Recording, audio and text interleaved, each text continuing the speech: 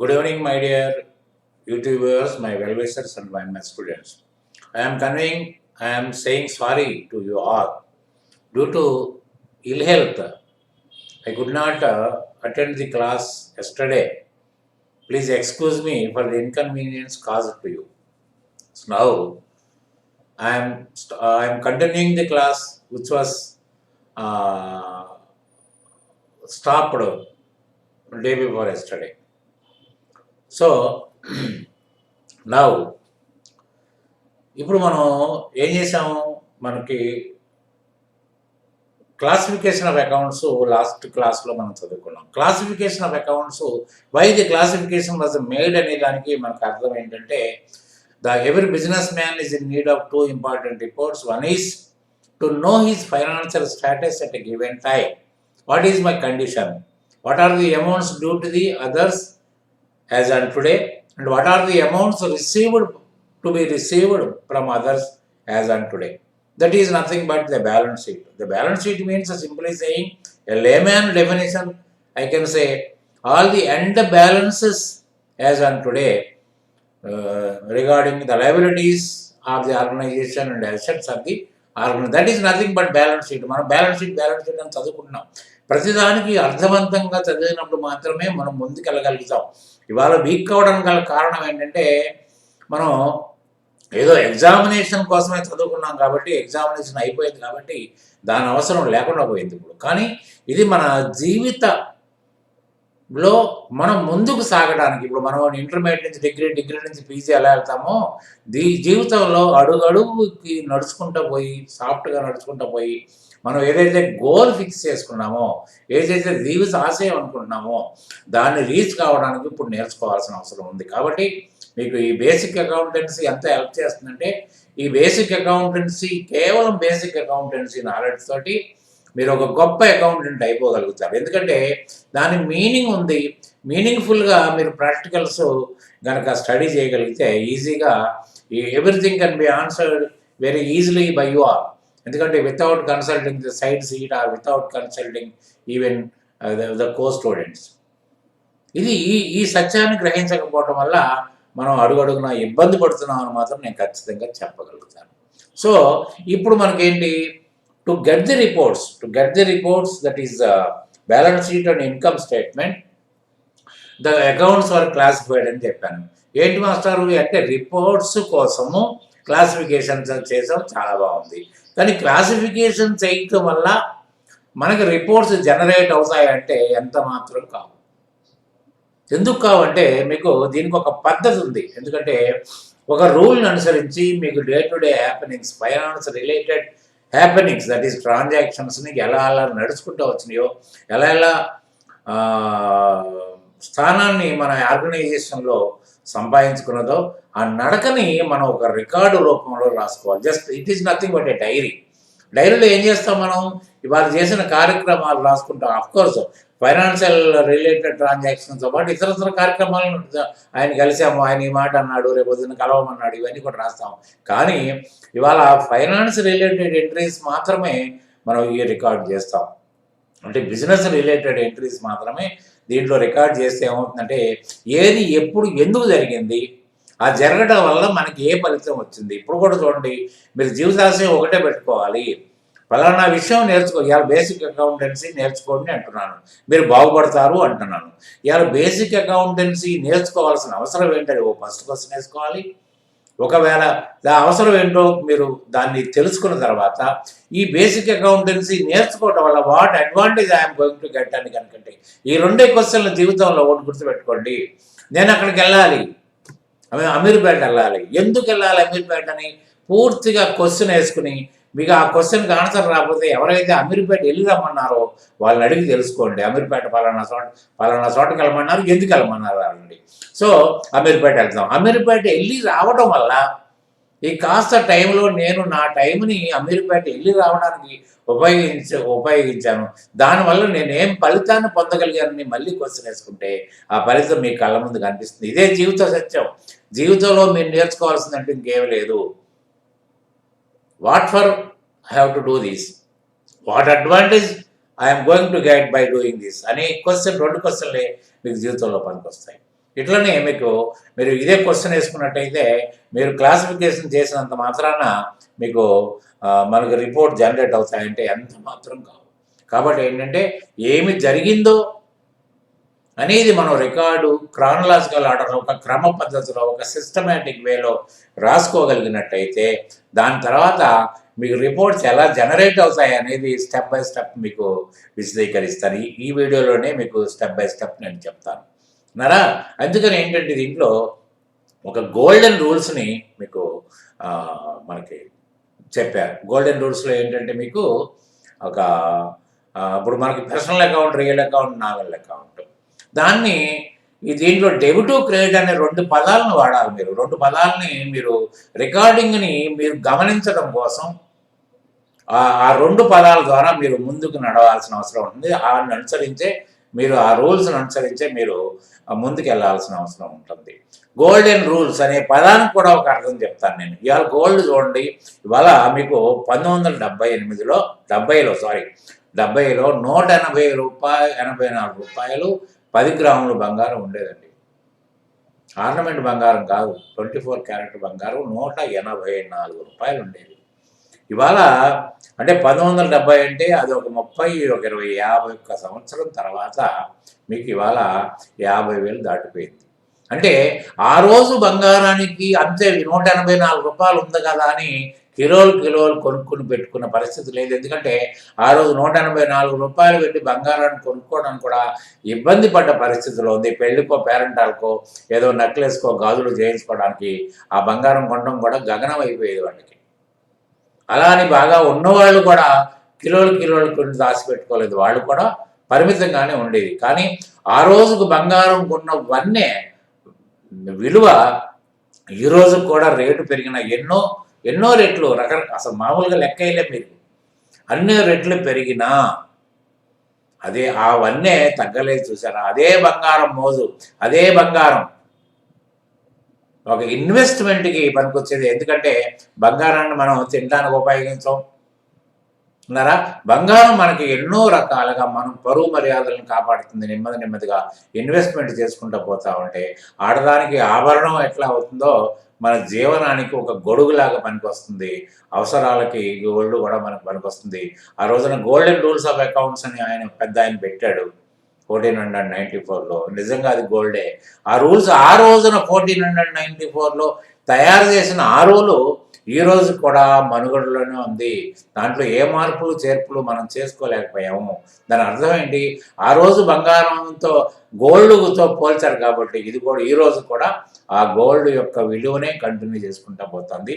దాని గురించి golden rules వచ్చినప్పుడు దాని గురించి ప్రస్తావించుకుందాం. తర్వాత ఏంటంటే ఈ రూల్స్ని మనం ఎలా వాడుకోవాలి అంటే ముందు రికార్డింగ్ కోసం వాడుకోవాలి. ఒక అకౌంటింగ్ సైకిల్ ఉంటుంది. అకౌంటింగ్ సైకిల్ అంటే స్టెప్ బై స్టెప్ ప్రాసెస్. ఎందుకంటే మనకు కావాల్సింది ఏంటి? రిపోర్ట్స్ జనరేట్ కావాలి. ఏంటంటే ఇన్కమ్ స్టేట్మెంటు, ఫైనాన్షియల్ స్టేటస్ చెప్పే స్టేట్మెంట్ కావాలి. దీన్ని మన ఆ 2 స్టేట్మెంట్లు రావాలి అంటే మనం ఒక ప్రాసెస్ని అనుసరించాలి. అది స్టెప్ బై స్టెప్ తర్వాత అంటే మెట్టు తర్వాత మెట్టు ఎలా ఎక్కుతామో రీచ్ కావడానికి అట్లనే స్టెప్ బై స్టెప్ ప్రాసెస్ పెట్టాడు. అది కూడా ఆ స్టెప్ బై స్టెప్ ప్రాసెస్ దాన్ని అకౌంటింగ్ సైకిల్ అని పిలుస్తాం. అకౌంటింగ్ సైకిల్ అని మాస్టర్ అంటే మా రోజుల్లో సైకిలే ప్రయాణ సాధనం. ఎందుకంటే ఎక్కడికి పోవాలన్నా మేము సైకిల్ మీదే పోయేవాళ్ళం. మా ఊరు మొత్తం మీద ఒక మోటార్ సైకిల్ ఉండేది. ప్రయాణ సాధనం అదే. దాదాపు నడుచుకుంటూనే వెళ్ళేవాళ్ళు, కిలోమీటర్లు నడుచుకుంటూ వెళ్ళేవాళ్ళు. అయితే సైకిల్ మీద ప్రయాణం ఒక కారణంతో బయలుదేరినప్పుడు ఆ మధ్యలో మీకు వర్షం వచ్చి ఆగుతాము, ఎండ బాగా కొట్టి ఆగుతాము, తర్వాత సైకిల్ పంక్చర్ ఆగుతాము. రకరకాల కారణాలతోటి ఒక ఉద్దేశంతో నెరవేర్చుకోవడానికి పోయినప్పుడు ఆ ఉద్దేశంలో చాలా ఒడిదుడుకులు, చాలా సంతోషకరమైన విషయాలు తారసపడుకుంటూ వెళ్తూ ఉంటాయి, దాటుకుంటూ పోతూ ఉంటాం. అట్లనే బిజినెస్లో కూడా అకౌంటింగ్ సైకిల్ అంటే మీరు అనుకున్నట్టుగా జరగని పరిస్థితి ఉంటుంది. తర్వాత అనుకోని పరిస్థితి కూడా మనకు అనుకూలించిన పరిస్థితి ఉంటుంది. ఇవన్నీ చూసుకుంటా మనం రీచ్ కావడానికి 1 year టైం పడుతుంది. అంటే మార్చి 1 మనం ఏప్రిల్ 1 నాడు మనం ప్రయాణం సాగించడం మొదలు పెడితే మనకి 31 మార్చి నాటికి క్లోజ్ అవుతుంది. అంటే 12 మాసాల నడక మనం ఆశించిన ఫలితం పొందడానికి ఎన్నో ఒడిదుడుకులు. సైకిల్ ప్రయాణం ఎంత ఇబ్బందికరమో, ఎంత ఉత్సాహకరంగా ఉంటుందో ఇది కూడా అంతే ఉంటుందని. అందుకే నా నేమ్ కూడా అకౌంటింగ్ సైకిల్ పెట్టడానికి కూడా దాని అర్థం ఉంది. Before that double entry, single entry గురించి మాట్లాడుకుందాం. దీనికి ఒక టేబుల్ వేసాను. డబుల్ ఎంట్రీ, సింగిల్ సిస్టమ్ ఏంటంటే సింగిల్ ఎంట్రీలో వన్ సైడెడ్ అకౌంట్స్ ఉంటుంది, ఇన్కంప్లీట్ రికార్డ్ ఉంటుంది. దీంతో ఏంటంటే మనం అనుకున్నట్టుగా ఇన్కమ్ స్టేట్మెంటు, తర్వాత ఫైనాన్షియల్ స్టేటస్ చెప్పి స్టేట్మెంట్, బ్యాలెన్స్ షీట్ కూడా మనం తయారు చేయడం కష్టం. ఎందుకంటే ఇదంతా వన్ సైడెడ్ అకౌంట్. అంటే కొన్ని అకౌంట్స్ మాత్రమే మెయింటైన్ చేస్తారు, మిగతా అకౌంట్స్ వదిలిపెట్టేస్తారు. అసలు మన బిజినెస్ అభివృద్ధి చెందిందా, లేకపోతే నిలకడగా అట్లనే ఉందా, లేకపోతే నెమ్మదిగా దిగజారిపోతుందా అనేది సింగిల్ ఎంట్రీ సిస్టమ్ వల్ల మనకు అర్థం కాదు. కానీ ఓన్లీ డబుల్ ఎంట్రీ సిస్టమ్ మీద మాత్రమే ఈ అకౌంటింగ్ సైకిల్ను మనం వాడతాం. సో ముందు కొన్ని పాయింట్స్ రాశాను. What is the difference between double entry system and single entry system, దాని ద్వారా మనం పోదాం. తర్వాత point number 1, both the aspects of the transactions are recorded in it, so complete analysis of transaction is possible. అంటే రెండు, అంటే ఎవరిచ్చారు, ఇచ్చింది ఏమైంది, లేదా ఏం ఖర్చు పెట్టాం, ఖర్చు పెట్టడానికి మనకు ఆధారం ఏంటి అని టూ సైడ్స్ అకౌంట్స్ చేస్తాం. కాబట్టి ఏంటంటే రేపొద్దున విశ్లేషణకి ఇది బాగా పనికొస్తుంది, ప్రజెంటేషన్ కూడా పనికొస్తుంది. కానీ సింగిల్ ఎంట్రీ సిస్టంలో for some transactions both the aspects are recorded, while for some other transactions only one aspect is considered. Again some transactions are not recorded అంట. That's complete analysis of transactions అంట. కొన్నేమో double రాస్తాం, కొన్నేమో single రాస్తాం, కొన్ని అసలు ముట్టుకోం. కాబట్టి ఏంటంటే డబుల్ ఎంట్రీ సిస్టమ్ లాగా దీనికి ఆ ఫెసిలిటీ మనకి రిపోర్టింగ్ని ఖచ్చితంగా చేయడానికి ఉపయోగపడదు. Second one is the difference of classes of accounts, assets, liability, capital, expenditure, revenue are not maintain. దీంట్లో ఏ విధమైన, ఎందుకంటే ఈయనకి లాభ నష్టాలు చూడడానికి అవకాశం ఇక్కడ దొరకదు ఆయన మెయింటెనెన్స్కి. అట్లనే బ్యాలెన్స్ కుదరదు. కాబట్టి ఇవన్నీ డిఫరెన్స్ క్లాసెస్ అన్ని దీంట్లో మెయింటైన్ అవుతుంది. Only cash accounts and personal accounts are maintain. డబ్బు గురించే మాట్లాడతారు. డబ్బు రావాల్సిన బాకీలు ఎవరిచ్చారో రాస్తారు, ఎవరికి మనం ఇచ్చామో కూడా రాస్తాము. కాబట్టి అది ఒకటి మాత్రమే మెయింటైన్ అవుతుంది. Other accounts are left. తర్వాత third one is it is possible to verify the arithmetical accuracy of the books of account through trial balance. Trial balance చేయటం వల్ల దీంట్లో గణితపరమైన ఎర్రర్స్ ఏమైనా ఉన్నాయా అనేది తెలుసుకోవడం ఈజీగా ఉంటుంది. బట్ దీంట్లో దానికి opposite, as under this system both the aspects of all transactions are not recorded, it is not possible to prepare trial balance and thereby verify arithmetical accuracy of books of accounts. కాబట్టి రెండు సైడ్లు ఉంటేనే మీకు arithmetical accuracy అనేది సాధ్యం అవుతుంది, లేకపోతే సాధ్యం కాదు. కాబట్టి బోత్ సైడ్ ఉండదు, కాబట్టి ఇట్ ఈస్ నాట్ పాసిబుల్. తర్వాత fourth one, in this system profit and loss account can be prepared and the result of the business can be determined thereby. అంటే లాభ నష్టాలు అనేది ఈ అకౌంట్ వాళ్ళకి తెలుస్తుంది. కాబట్టి మనం ముందుకు వెళ్ళడానికి, ఇంకా దాన్ని అభివృద్ధి చేయడానికి మనకి మార్గం సుమగం అవుతుంది. Under this system no account is maintain in respect of income or expenditure, so it is not possible to prepare profit and loss account. However, profit and loss is determined through a statement by comparing closing capital with the opening capital, but it is not a reliable one. దీంట్లో ఎలా ఉంటారు, మన ప్రారంభంలో ఎంత capital ఉంది, ending వచ్చేప్పటికి ఎంత capital ఉంది. అది బిజినెస్ వల్ల తగ్గొచ్చు, లేకపోతే మీరు వాడుకోవడం వల్ల తగ్గొచ్చు, లేదా ఎవరైనా మీకు దీంట్లో దండి కొట్టడం వల్ల జరగవచ్చు. It is not a reliable one. ఏంటంటే మీ యొక్క లాభ నష్టాలని దీని ద్వారా మనం నిరూపణ చేసుకోలేము. ద ఫిఫ్త్ వన్, ఇది final position of the business can be compared through balance sheet. అసలు ఏంటి మన పొజిషన్ అంటే కంపారిజన్లో లాస్ట్ ఇయర్ కానీ బిఫోర్ లాస్ట్ ఇయర్ కానీ మన పొజిషన్ ఎలా ఉందనేది దీని ద్వారా తెలుసుకోవచ్చు. సరే, no account is maintain in respect of assets and liabilities, so balance sheet cannot be prepared. However, a statement of affairs is prepared on the lines of balance sheet, but it is not regarded as a reliable document since the valuables of assets and liabilities are not obtained from the regular books of accounts. ఏదో మనకు stock ఎంత ఉంది, రావాల్సిన బాకీలు ఎంత ఉన్నాయి, cash ఎంత ఉంది, బ్యాంక్ బ్యాలెన్స్ ఎంత ఉంది, ఇవి మాత్రం వేస్తాం. కానీ దీంట్లో ఎక్కడా కూడా ఇవ్వాల్సినవి నిర్దిష్టంగా ఉండదు, రావాల్సినవి నిర్దిష్టంగా ఉండదు. తర్వాత క్యాపిటల్లో ఎంత వాడుకున్నామో తెలియదు. కాబట్టి ఇది రెగ్యులర్ బుక్స్లో ఒక పద్ధతి ప్రకారం మెయింటైన్ చేసిన బుక్స్లోంచి రావు. కాబట్టి ఇది అంత ఈజీగా మనం పొజిషన్ చెప్పలేము. All the necessary information is available from the system at any time. ఏ క్షణంలో కావాలన్నా కూడా ఇప్పుడు ప్రస్తుత పొజిషన్ కానీ ప్రీవియస్ పొజిషన్ కానీ మనం తెలుసుకోవడం చాలా ఈజీ. దీంట్లో as no detail record is maintain in respect of all transactions, full information is not available from the books of account. Just దానికి opposite. Seventh, it is easier to detect mistakes and under the system. అంటే ఏదైనా పొరపాటు అయితే పొరపాటును పట్టుకోవడం చాలా తేలికది. Mistakes cannot be detected easily under the system. దానికి opposite. This system is based on scientific method. ఒక పద్ధతిని అనుసరించే మనం ఒక systematic and chronological order maintain చేస్తాం. It does not follow any scientific rules. తర్వాత account is complex and costly under the system. Account is complex అంటే దానికి ఒక పద్ధతి తెలిసిన వాళ్ళే దీన్ని మెయింటైన్ చేయగలుగుతాం. ఏ పద్ధతి తెలియకలేదు, వాడికి పలానోడికి బాకీ ఇచ్చాం, వాడు ఇచ్చినప్పుడు దాని కింద రాసుకోవడం కొట్టేయడం అంతే. So accounting is less complex and less costly under this system. Costly అంటే ఏముందని ఒక దీంట్లో ఒక అకౌంటెంట్ పెట్టాలి, ఎందుకంటే మనకి అకౌంట్ తెలియదు కాబట్టి వాడికి జీతం ఇవ్వాలి. దీంట్లో ఎవడక్కర్లేదు, ఆయనే రాసుకుంటాడు. తర్వాత 10th, this system requires men with special knowledge.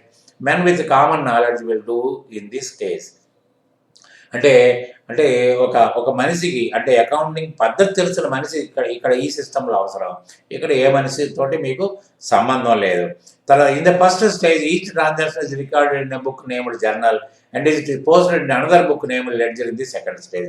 First స్టేజ్లో ఏం చేస్తాం మనం, ఒక జర్నల్ అంటే ఒక డే షీట్లో రాసుకుంటాము, ఎట్ట జరిగింది అనేది రాసుకుంటాము.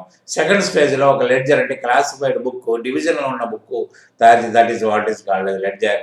There is no rule year. అసలు ఎక్కడా కూడా దాన్ని ఎత్తి రాయటం ఉండదు. ఇక్కడ మెయింటైన్ చేసేదే జర్నల్, ఇంకేం ఉండదు అక్కడ. తర్వాత last one, since accounting under this system requires a large number of employees it may not be possible to maintain secrecy. ఎందుకంటే ఇప్పుడు యజమాని మెయింటైన్ చేసుకుంటే ఏది ఎంత కొన్నాము, ఏది ఎంత కమ్మాము, ఎవరి నుంచి రావాలి, ఎవడు ముంచాడు అనేది దీంట్లో తెలుస్తుంది. కాకపోతే ఏంటంటే కొద్ది పెద్ద బిజినెస్ అయితే 1-2 ఎంప్లాయీస్ ఉంటారు. కాబట్టి ఏంటంటే కొన్న ఖరీదు అమ్మిన ఖరీదు ఈజీగా తెలిసిపోద్ది. Secrecy cannot be maintain under this system. తర్వాత here secrecy can be maintain since only few persons are sufficient for performing accounting job. దాదాపు ఏంటంటే యజమాని భార్యో యజమాని కొడుకులే చేస్తారు. కాబట్టి సీక్రెసీ కెన్ బి మెయింటైన్డ్. కానీ ఒక్క సీక్రెసీ వల్ల జరిగేది ఏం లేదు. మీ వ్యాపారం చేయాలనుకున్నప్పుడు మీరు నిజంగా టార్గెట్ రీచ్ అయ్యారా లేదనేది it is not possible under this single entry system. So ఈ 12 పాయింట్స్ మీకు తెలియజెప్పడం కోసం చెప్పాను నేను. దాని తర్వాత అకౌంటింగ్ సైకిల్లో స్టెప్ బై స్టెప్ ప్రొసీజర్ ఏంటో చూద్దాం నరా. తర్వాత accounting cycle is a step by step process of recording, classification and summarization of economic transactions of a business.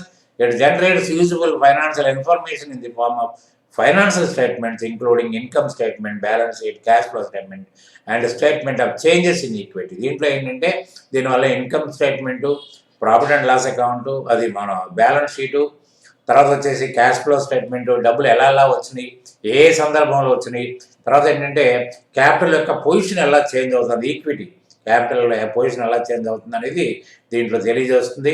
The time period principle requires that a business should prepare a financial statement అనే periodic basis. దీంట్లో ఏంటంటే ఎప్పుడు పడితే అప్పుడు single entry సిస్టంలో ఒక సంవత్సరం ఒక పాడు ఏమి లెక్కేసుకోవాలని ఇట్ ఈస్ గోయింగ్ ఆన్, నడుస్తానే ఉంటుంది. దాంట్లో పలానా చోటకి ఎండ్ చేయటం మళ్ళీ కొత్త ఎండ్ ఏమి ఉండదు అక్కడ. సో దీనికి ఒక పీరియాడిక్ బేసిస్ అంటే ఒక 12 monthsని ప్రాతిపదికగా తీసుకుంటారు. అంటే మనకు 1st April నుంచి 31st March వరకు మెయింటైన్ చేస్తారు. ఈ 12 మాసాల కాలంలో total amount of purchase, total amount of sales, తర్వాత ఏంటంటే మీకు total amount of expenditure and different heads ఇవన్నీ కూడా చేసి దాన్ని complete. Therefore accounting cycle is followed once during each accounting period. Accounting cycle starts from the recording of individual transactions and ends on the preparation of financial and closing entries. అంటే ప్రతిదీ ఇప్పుడే మనకి ఇన్ఫర్మేటివ్గా ప్రతిదీ రాసుకుంటాం. తర్వాత start with journal entries and closes ends with finalization of reports. ఇది దీంట్లో accounting cycle యొక్క ప్రొసీజర్, అది ప్రాసెస్ అది. సో ఫస్ట్ మనం ఐడెంటిఫై ట్రాన్సాక్షన్. మనం ఏంటంటే ముందు ఒక ట్రాన్సాక్షన్స్ ఐడెంటిఫై చేయాలి. ఏంటంటే whether it is a business related or personal related. తర్వాత బిజినెస్ రిలేటెడ్ ఎంట్రీస్ మాత్రమే మీరు రేపొద్దున balance sheet, profit and loss account తయారు చేయడానికి ఉపయోగపడతాయి. పర్సనల్ ఇండివిజువల్ అంటే ఓనర్ గారికి సంబంధించిన ఎంట్రీస్ కూడా రాస్తాం. ఎందుకంటే అంటే మనం వ్యాపారం డబ్బుల్లోంచే మనం దాన్ని ఖర్చు పెట్టినట్టయితే అది కూడా రాసుకుంటాం. కానీ ఆయన వాడుకున్నట్టే రాస్తాం తప్ప అది బిజినెస్ ఎంట్రీగా యొక్క వ్యవహారంగా ట్రీట్ చేయవు. కాబట్టి ఏంటంటే even though we spend money on behalf of the owner, it won't effect the business result. కాబట్టి ఏంటంటే అది దానికి ఒక సోర్స్ డాక్యుమెంట్ తయారు చేస్తాం. అంటే ఎవరికైనా పేమెంట్ చేస్తే ఓచరు, తర్వాత ఎవరికైనా చెక్ ఇచ్చే చెక్కు, తర్వాత ఎవరికైనా అమ్మితే సేల్స్ ఇన్వాయిస్, పర్చేజ్ చేస్తే పర్చేజ్ ఇన్వాయిస్, ఇవన్నీ కూడా మనం మెయింటైన్ చేస్తాం. That is what is called a source document. దాని ద్వారా మనం జర్నలైజేషన్ చేస్తాం. అంటే ఫస్ట్ ఆఫ్ ఆల్ ఐడెంటిఫై చేసిన తర్వాత record transactions in your journal. అంటే జర్నల్ అంటే డే షీట్. డే షీట్లో మీరు according to the rules framed by the other debit and credit మనం రూల్స్ని పాటించుకుంటూ, అంటే గోల్డెన్ రూల్స్లో మీకు రూల్స్ ఎలా పాటించాలి, పర్సనల్ అకౌంట్లో రూల్ ఏంటి, రియల్ అకౌంట్లో రూల్ ఏంటి, నామినల్ అకౌంట్లో రూల్ ఏంటి అనేది మీకు క్షుణ్ణంగా దాంట్లో ఎక్స్ప్లెయిన్ చేయటం కూడా జరుగుద్ది. సో ఆ విధంగా మీకు ట్రాన్సాక్షన్స్ రికార్డ్ అవుతాయి. దాని తర్వాత పోస్ట్ ఎంట్రీస్లో జర్నల్ లెడ్జర్ అంటే ఏంటి, క్లాసిఫైడ్ బుక్, డివిజన్తో కూడుకున్న బుక్. దానికి ఒక డివిజన్ ఒక 10 పేజీలు 5 పేజీలు కేటాయిస్తాం. అంటే దానివల్ల ఏంటంటే total purchase during the period, total sales during the period, total item wise transport charges during the period, ఇవన్నీ వస్తాయి. కాబట్టి మనం రేపటి రోజున మనం దీన్ని కంట్రోల్ చేసుకోవడానికి వీలవుతుంది. తర్వాత కంపేర్ చేయడానికి కూడా ఉపయోగపడుతుంది. లాస్ట్ మంత్కి ఈ మంత్కి ఏమైనా డిఫరెన్సెస్ ఉన్నాయా, లాస్ట్ మంత్కి ఈ మంత్కి సేల్స్లో ఏమైనా తేడాలు ఉన్నాయా, పెరుగుదల ఉందా, తరుగుదల ఉందా, స్టడీగా ఉందా అనేది కూడా మనకి కంపారిజన్ కూడా ఉపయోగపడుతుంది. Journal ledger will help in a such a manner. తర్వాత అన్అడ్జస్టెడ్ ట్రయల్ బ్యాలెన్స్ అంటే దీంట్లో 2 డివిజన్స్ ఉంటాయి. ఒకటి బుక్ కీపింగ్ డివిజన్, రెండోది అకౌంటింగ్ డివిజన్. బుక్ కీపింగ్ డివిజన్లో ఏంటంటే ఇది బుక్ కీపింగ్ డివిజన్ అంటే ఇప్పుడు ఒక డేటా ఆపరేటర్ కింద లెక్క. ఈ will take care of recording the transactions, posting the transactions from the records to the ledger, balancing the ledger balances, individual accounts balance చేసుకుంటాడు. దాని తర్వాత those balance will be taken to a statement, that is what is called as trial balance. Trial balance వల్ల ఏమవుతుంది అంటే గణితపరమైన errors, arithmetical mistakes లేవు. అంటే ఇటు ఎంత వస్తుందో డబుల్ ఎంట్రీ సిస్టమ్ ప్రకారం డెబిట్ క్రెడిట్ 2 ఈక్వల్గా ఉండాలి. ఎందుకు ఈక్వల్గా ఉండాలి కూడా నేను చెప్పాను. కాబట్టి ఏంటంటే ఆ విధంగా టాలీ చేస్తాడు. చేసిన తర్వాత దీన్ని అన్అడ్జస్టెడ్ ట్రయల్ బ్యాలెన్స్ అంటారు. ఆ trial balance made by the book keeper. దాని తర్వాత ఏంటంటే the accountant who is skilled to prepare the financial reports will take care of the trial balance, and he will make some adjustments. After that adjustments, he will prepare another trial balance, that adjusted trial balance. Adjusted trial balance తర్వాత మీకు financial statement తయారు చేస్తాడు.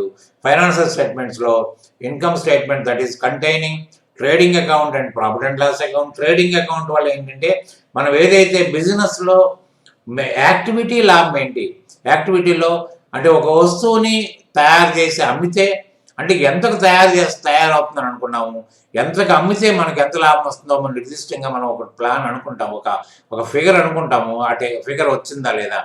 అట్లనే trading account, contract account, whatever it may be, అంటే it will help you to compare the estimated result, gross result of your activity. అట్లా దాని తర్వాత ఏంటంటే రెండోది ప్రాఫిట్ అండ్ లాస్ అకౌంట్లో it will help you to know the net result of your activity. మీ activity యొక్క net result ఏంటి అనేది దాంట్లో మీకు కంపారిజన్లో ఉపయోగపడుతుంది. దాని తర్వాత బ్యాలెన్స్ షీట్లో మీకు ఏంటంటే మీ ఫైనాన్షియల్ స్టేటస్ని తెలియజేయడానికి బ్యాలెన్స్ షీట్ ఉపయోగపడుతుంది. తర్వాత క్యాష్ ఫ్లో స్టేట్మెంట్లు ఏముంటుందంటే మీకు డబ్బులు రాకడా పోకడా అంటే ఏ విధంగా వచ్చినాయి, ఎటువంటి హెడ్స్లో వచ్చినాయి, మీకు ఫైనాన్షియల్ రూట్లో వచ్చినాయా, తర్వాత సేల్స్ రూట్లో వచ్చినాయా, ఇవన్నీ దాని డివిజన్ ప్రకారం ఎలా వచ్చినాయి. తర్వాత దానివల్ల ఏంటంటే క్యాష్ ఫ్లో స్టేట్మెంట్ వల్ల ఎప్పుడు మన దగ్గర ఫైనాన్షియల్ స్ట్రింజెన్సీ వచ్చింది, ఫైనాన్షియల్ స్ట్రింజెన్సీని ఎలా కవర్ చేశారు, కలెక్షన్స్ ద్వారా కవర్ చేశారా లేకపోతే లోన్ ద్వారా కవర్ చేశారా అనేది ఈ క్యాష్ ఫ్లో స్టేట్మెంట్ ద్వారా తెలుస్తుంది. అది మనకి ఫైనాన్షియల్ స్టేట్మెంట్స్. దాని తర్వాత క్లోజ్ యువర్ బుక్స్. అప్పుడు ఏమవుతుందంటే మీకు ఆల్ ది అంటే పర్సనల్ అకౌంట్, రియల్ అకౌంట్ మనం బ్యాలెన్స్ షీట్కి ఉపయోగపడుతుంది. తర్వాత ఏంటంటే మీకు nominal account revenue and expenditure ఉంటాయి కాబట్టి దాంట్లో it will help you to know the net result of the gross and net result of the organ activity. కాబట్టి ఏంటంటే ఇవన్నీ కూడా it will be transfer to a statement that is income and expenditure statement. Through that a net result can be arrived. Net రిజల్ట్లో profit, gross profit always ఉంటుంది, తర్వాత net result may be loss or profit. So that net result will be transfer to the owner's capital account. Thereby the capital account with that result may be raised or may be decreased. So అది దానివల్ల ఏమవుతుందంటే we will close down the books of accounts. అంటే book nominal related entries, revenue అంటే ఎందుకంటే దానివల్ల ఏమవుతుందంటే, so nominal accounts అంటే మనం మాట్లాడుకున్నాం కదా, it is a temporary account. అంటే ఏంటంటే ఓన్లీ ఇది నామినల్ అకౌంట్స్ మనకు వచ్చే హెల్ప్ ఏంటంటే only to know the result of your activity. కాబట్టి ఆ result will B automatically transfer to the capital account అన్నారా. అది దీని పరిస్థితి. సో క్లోజ్ అయిపోయిన తర్వాత మీకు తర్వాత ఏంటంటే మీకు గోల్డెన్ రూల్స్ ఆఫ్ అకౌంట్స్ ఉంది. దీన్ని గోల్డెన్ రూల్స్ ఆఫ్ అకౌంట్స్లో మీకు ఉదాహరణ పూర్వకంగా నేను చెప్తాను. నేను ఐ విల్ టేక్ టుమారో, ఎందుకంటే because even now also I'm little bit sick. So you please excuse me for discontinuing the thing. Tomorrow I will start with the golden rules of accounts with examples. Thank you very much. Good day.